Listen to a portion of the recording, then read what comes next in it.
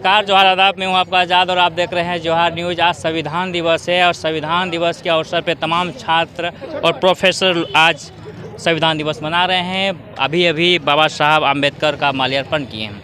ऐसे में आज पूरे देश में देखा जा रहा है कि एक तरफ संविधान दिवस तो मनाया जा रहा है, लेकिन दूसरी तरफ जिस तरह का संविधान का जो उल्लंघन भी हो रहा है और संविधान के आड़ में दलित हो, शोषित हो, पीड़ित हो, वंचित हो, उनका शोषण किया जा रहा है। साथ ही साथ संवैधानिक जो पद है, संविधान की शपथ खा के तमाम विधायक हो, सांसद हो, अपने पद पर बैठते हैं और संवैधानिक पद जैसे IAS अधिकारी रैंक के अधिकारी हो, IPS रैंक का अधिकारी हो और तमाम तरह के पद हैं।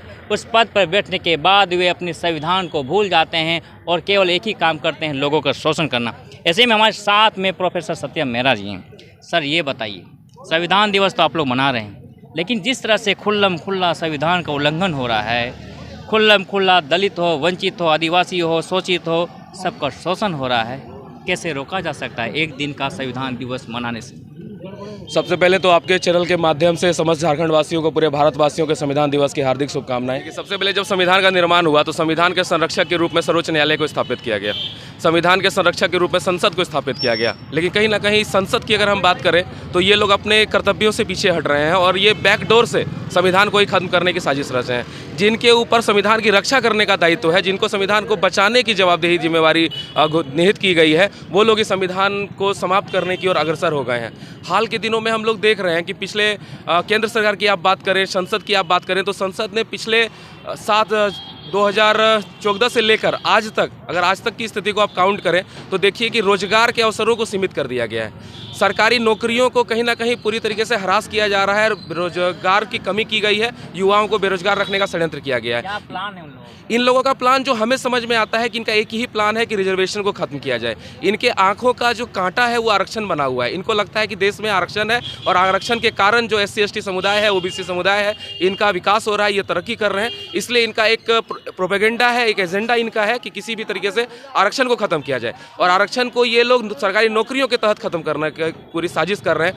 हाल के दिनों में आप देखेंगे कि एक नई प्रथा सरकार लेकर चले आई है, आउटसोर्सिंग की प्रथा। भैया, ये आउटसोर्सिंग क्या होता है? ये आउटसोर्स करके आप देखेंगे कि सरकार एक कंपनी को टेंडर दे देती है और कंपनी युवाओं की नियुक्ति करती है और युवाओं की नियुक्ति करने में इन लोगों का होता है कि अगर सैलरी उनको 20,000 रुपये मिलना है, उनको कंपनी 12,000 रुपये, 10,000 रुपये सैलरी देती है, टोटल सैलरी काट ले रही है। ये उनको आर्थिक नुकसान है। लेकिन इससे जो सबसे बड़ा संवैधानिक नुकसान है कि इसमें सीधा सीधी आरक्षण का हनन होता है। आज पूरे देश में आरक्षण रोस्टर के अनुसार जो है नौकरियां दी जानी थी, लेकिन आउटसोर्स के कारण ये सारी चीज़ें बाधित है। आउटसोर्स में आप देख लें, आज DC ऑफिस की आप बात करें, आप सिविल सर्जन ऑफिस की आप बात करें, आप भू संसाधन विभाग की आप बात करें, या फिर जितने विभाग हमारे पूरे देश में कार्यरत हैं, आप सारे विभागों को उठाकर देख लें, हर जगह पर आउटसोर्स से कर्मचारी कार्यरत हैं और आउटसोर्स वाले कर्मचारी जहाँ भी नियुक्त है, कहीं भी आरक्षण रोस्टर का पालन नहीं किया गया है। कैसे रोका जाएगा?